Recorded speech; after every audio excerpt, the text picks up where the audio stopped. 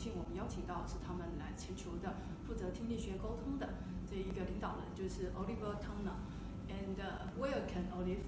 And I know this is your second time to be in China. Yep. And also this is the first time for the WAS.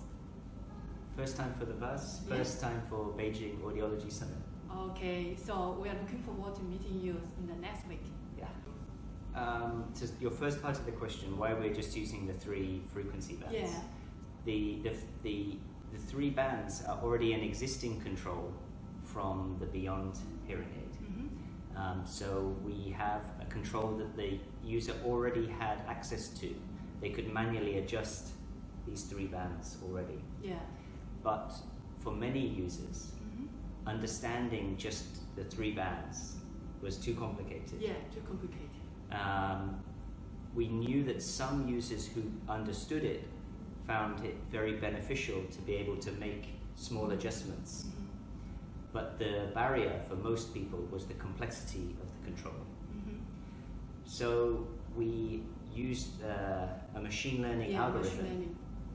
And when you present the user with the A-B comparison, behind each button, A and B, is a combination of equalizer setting.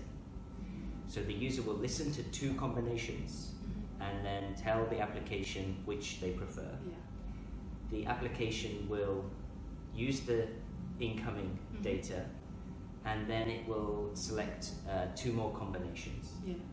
The user will rate this, and this will continue. So the machine learning, which is learning from data, is learning from this live data in the moment. After about 8, 9, 10 comparisons, the algorithm is getting very close to the settings the user wants. Yeah. So we get past the barrier of the complexity of the control. It's just simple interface. Yeah, A/B test. We give the user the power of like being a little expert in the sound. Right.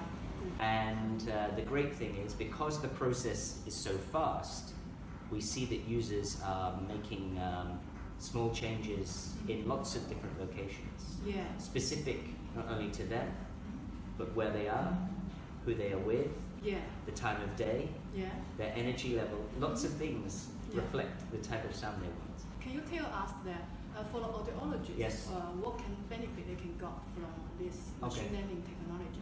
Well, the main benefit for the HCP is it frees the client a little. Because we know that most clients, most patients of HCP do not find it easy to describe the problems they're having. Yeah. So sound is difficult even for experts to describe. You know, to change a very complex sense into a few words is hard. And it's very hard for the user to remember the problem they were having if the problem was in the past and they're now sitting in the clinic. Yeah. So this problem of communication is frustrating for HCP to try and translate very few words into some changes in the software that will actually meet what the user wants in real life. So that's the benefit for the HCP. We are helping the user in the moment, so they do not bring complex and challenging problems back to the clinic. I'm thinking about the futures, about the development of the Widex. How will you using the machine learning or the technologies? Okay, so we're already using the data. On the app. Yes. So the app will share with Widex the way that it is learning. So we cannot see details of the person. We do not. It's anonymous data. So we do not know who they are, where they are. What we can see though are all of the A/B comparisons and the final result. And because we see this learning, we can put all this data back into the algorithm, and it will train itself. Because we have thousands of users out there, the system is basically feeding itself data, right? And the more data, the more knowledge, the more powerful it gets. And so we have already made, since the launch, in 1 year, we made the algorithm 25% more efficient. So that's one way we've been using the data.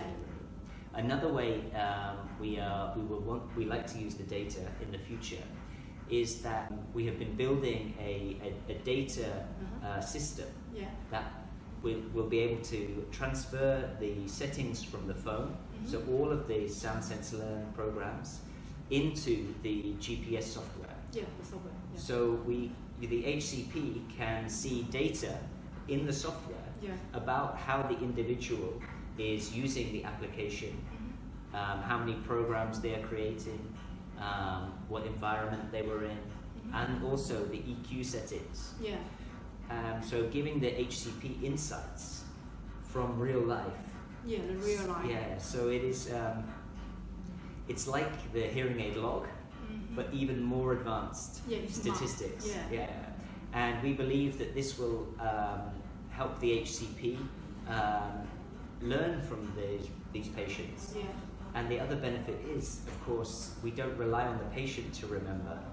The system is presenting the data to the HCP. So we spend a lot of time making a very secure system, anonymous system, so because we have to take anonymous data from the phone and match it to a session in the software. So we have to use an ID tag, and then we have a very secure network to transfer the data.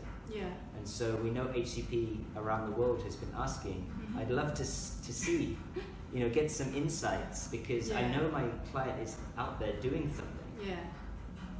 Let's bring real life into the clinic. And you can get a feedback, actually. You can get a real feedback from them. They didn't need to type, I like it or I don't like it, but they will just show you by their truth. Exactly. Thank you so much. Thank you again for taking our You're interview. welcome. And we are looking forward to meeting you next week in Beijing. Looking forward to it. Okay. Thank you. Thank you.